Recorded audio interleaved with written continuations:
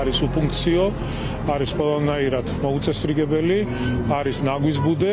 აღნიშნული სიმახინჯის დემონტაჟი უნდა განხორციელდეს და მის ადგილზე, სადაც იდგა შენობა ნაგებობა, იგივე მოცულობის ახალი პროექტი დაკეთება.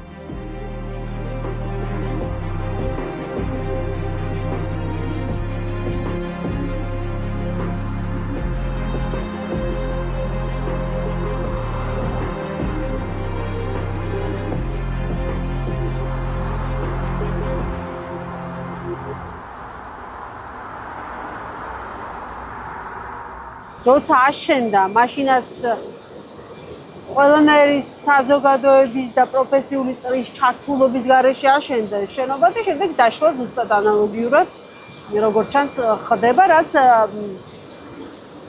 არც დემოკრატიის თვალსაზრისით არის კარგი და არც პროფესიული აზრის გაუთვალისწინებლობის ამბავში არის კარგი.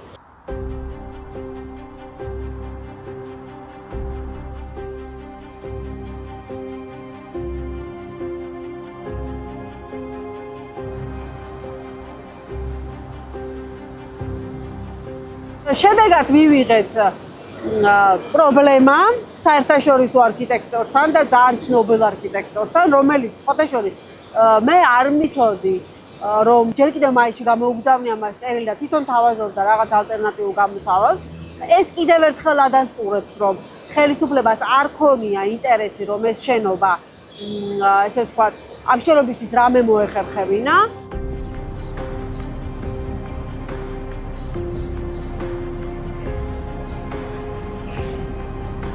აბსოლუტურად არ გამოვიცხავ, რომ ეს არის ეს რაღაცა პოლიტიკური თამაშების, თუმცა აი ამ პოლიტიკურ თამაშებში სხვა რამე უარესი კეთდება. დავიწყოთ ვისი აშენებულია. პარკია 15000 კვადრატული და ის გაიყიდა. რაც უფრო მარტივად არის საქმე. კარგი ფულის გასაკეთებელი მიწა იყო და რატომ არ უნდა გამოეყენებინათ ეს საშუალება?